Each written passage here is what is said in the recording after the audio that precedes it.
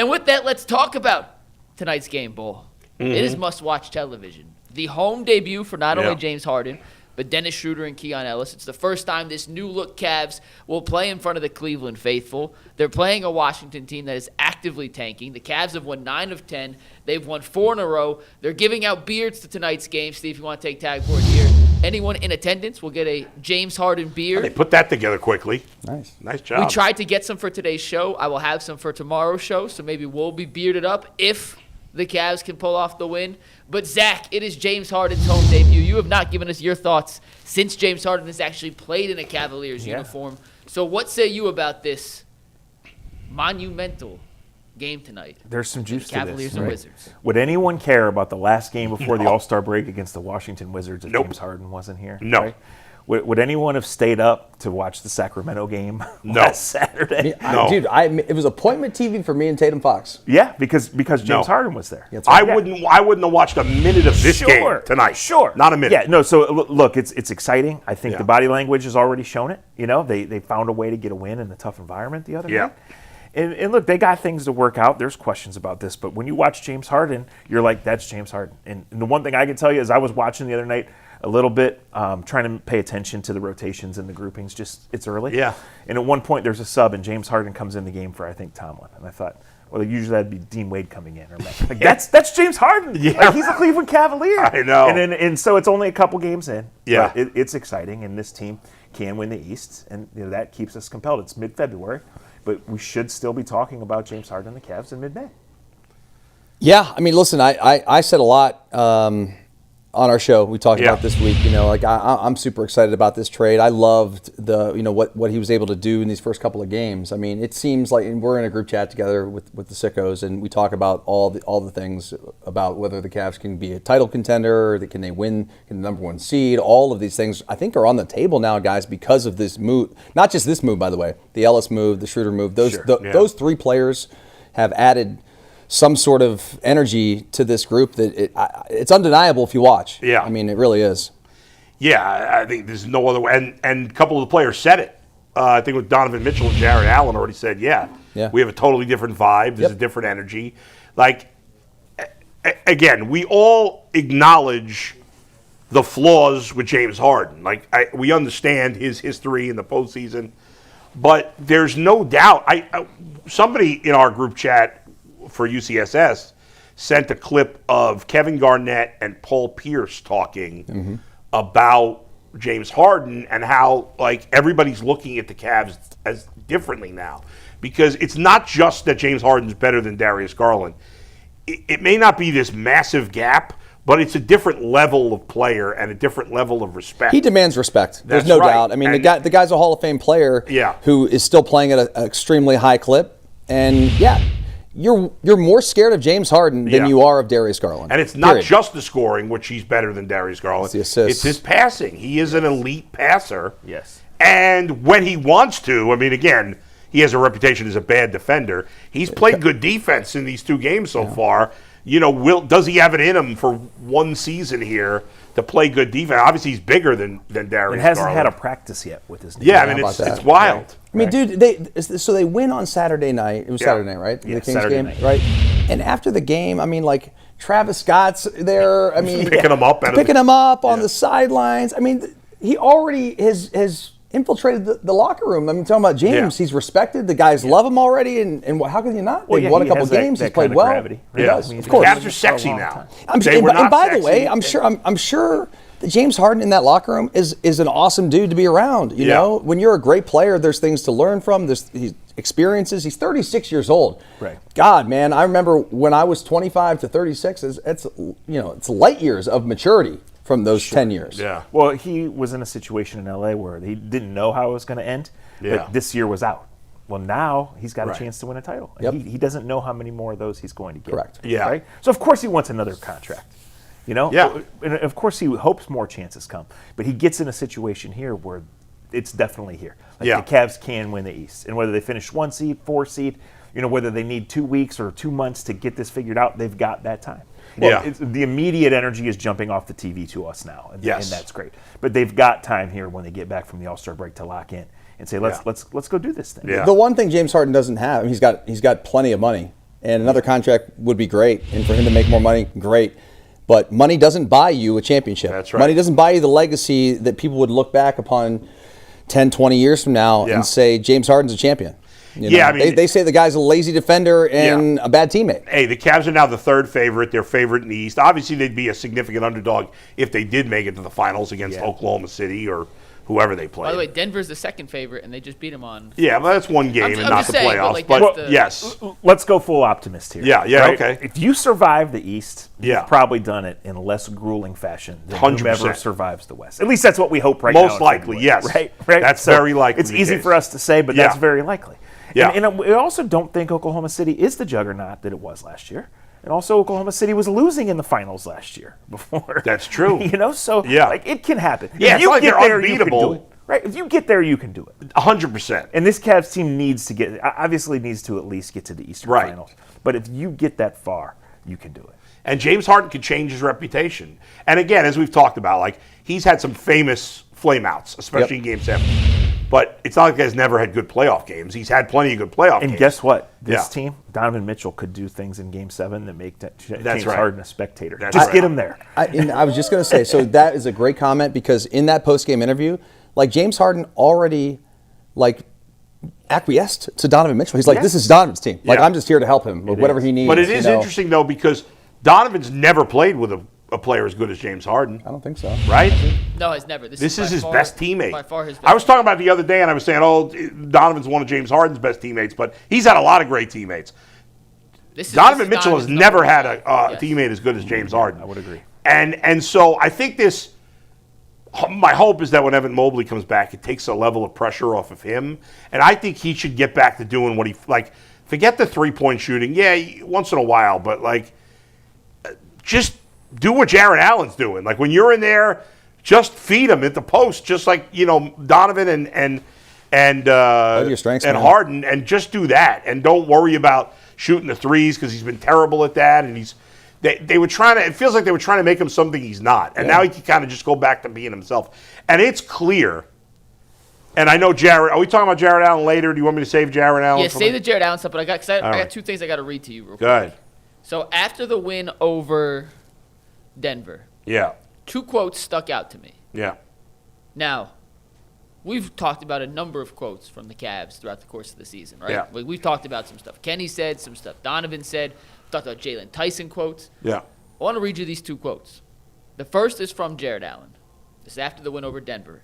Chris Fedor, who traveled with the team, Cleveland.com, put this out. Yeah, he asked that. Was he the only one traveling with the team? He's the only one that travels to road games. Because I'm like watching the post game, and like every question is Chris. Go ahead. It's a beautiful Good for him. Go ahead. Jarrett Allen, and I quote, "There's definitely a different energy now. Everyone feels a new energy and another belief that we can go even further than we did last year. The belief is around the team. The last few games we have proven that we can be an amazing team down the stretch and during the game. There's just a whole new belief and confidence. When you see change, you believe things are going to be different, and we believe things are now headed in a new direction." That's one. You ready for the next big one? Ready for it. This is from Donovan Mitchell. Yeah. I'm going to read this whole thing. It's a little long, but stick with me, trust me. All right.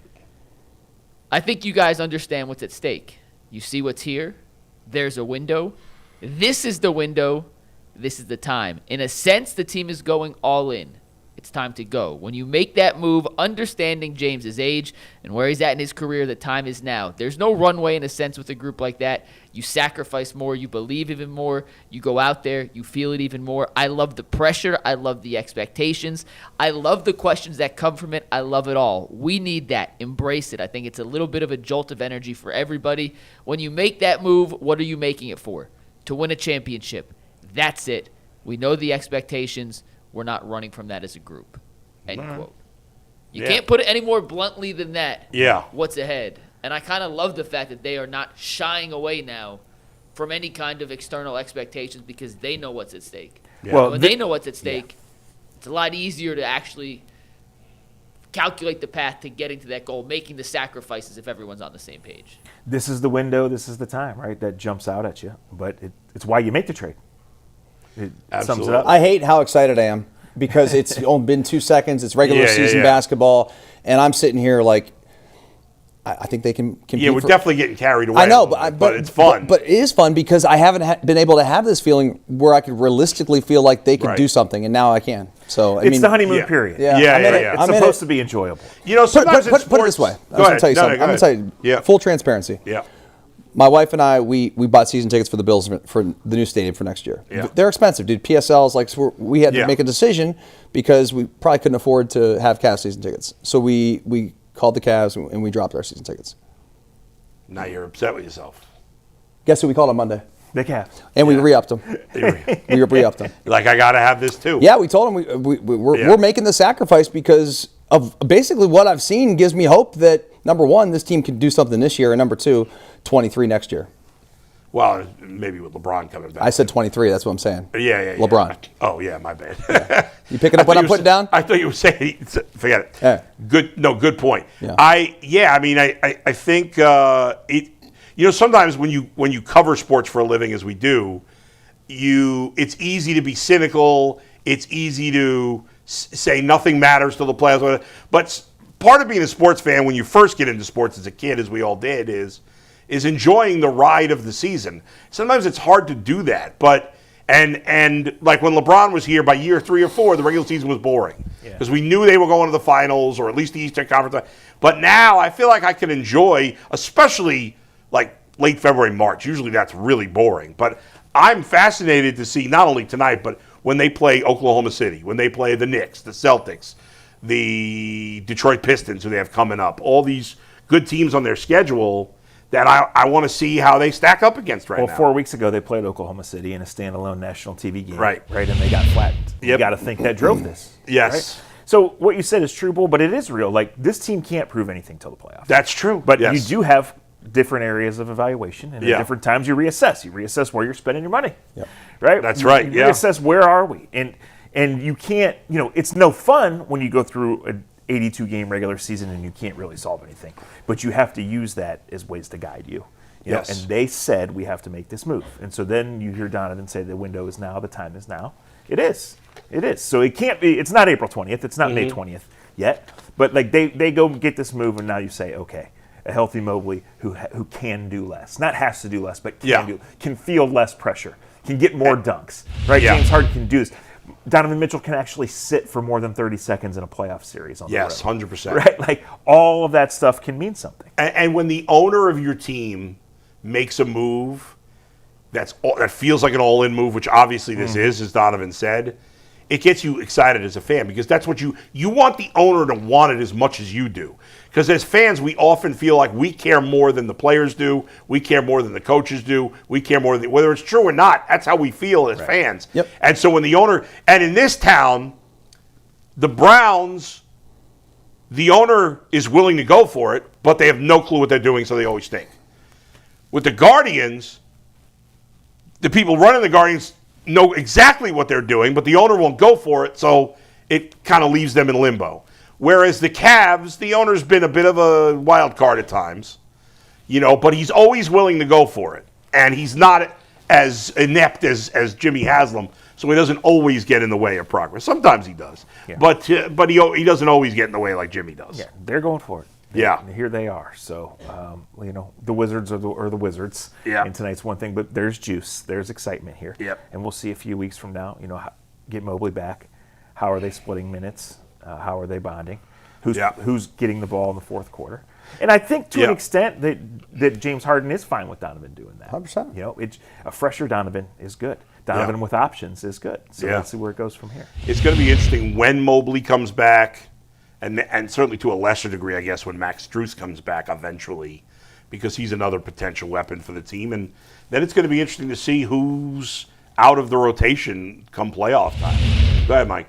I find it funny, in a good way, that like last year during the regular season, they won 64 regular season games. We knew that all the offensive numbers, all the records they were breaking. And it was a fun regular season, but by the end, it was like, let's just get to the playoffs, right? Let's just get to the playoffs. I think we'll feel that way again by the time we get to April. I totally get that. Yeah. But then they lose in the playoffs, and then we look back and say, well, the regular season's meaningless. Yeah. None of that actually mattered. Then this year starts, and they start off slow. They start off underperforming. They start off, frankly, no other way to say it besides a disappointing start to the year. and people are getting frustrated. The results aren't there, and Jason and I are trying to say, well, hey, we said the regular season doesn't matter. Like, let's wait.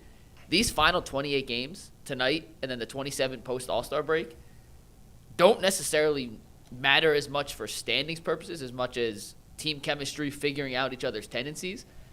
But this has the juice back into the regular season that I thought would have been impossible to get for the Cavaliers after their flame out against Indiana last season. Yeah. Like the juice, the energy has totally been reinvigorated into the city, into the town, into the feeling around this team when I thought there was no chance that anything could have changed that before the playoffs started this year. Yeah. I agree with that, and I think an important point is this team doesn't necessarily have to win a bunch of games down the stretch to chase a seed. Right. Like if guys have to rest or if something else comes up. But now this energy could carry them to that, right? That's true. Detroit's got suspensions.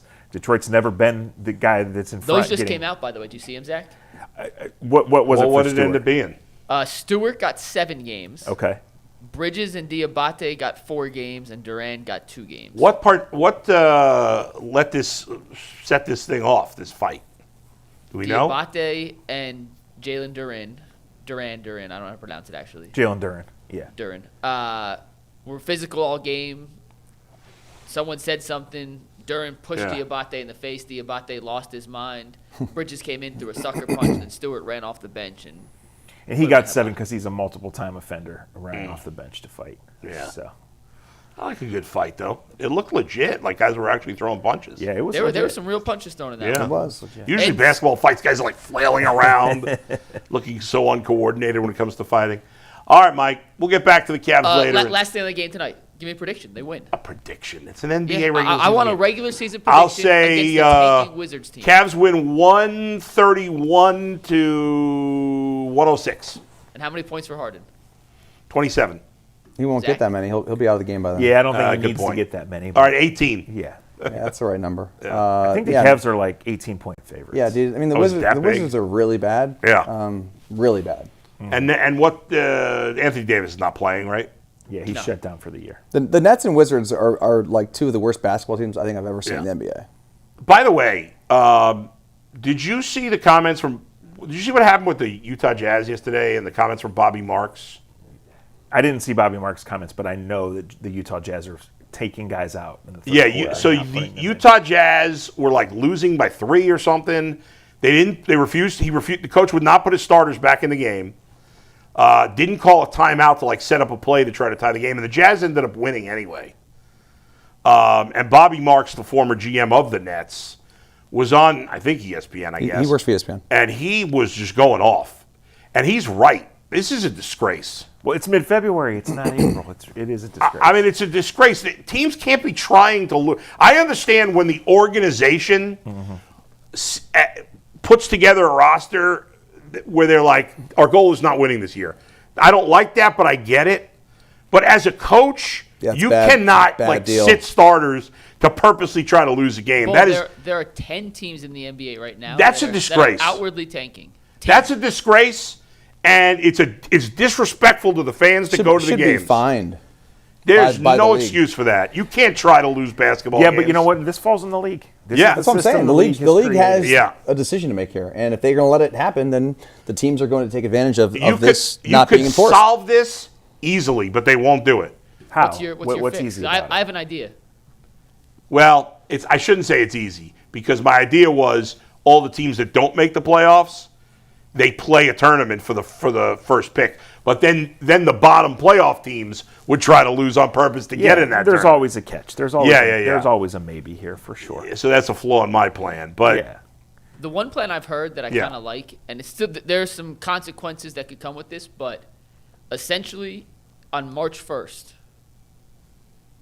you get credited for wins in terms of how it affects the draft lottery. So if you're a bad team, like, yes, it starts where how bad you are on March 1st, but from March 1st to the end of the season, it actually helps your odds the more wins you get. So it takes away the incentive for teams. So like a weighted lottery system. Yes. The standings are the standings, but there's a weighted lottery system. So you tank until March and then try to win? Yeah. No. Kinda, yeah. Right.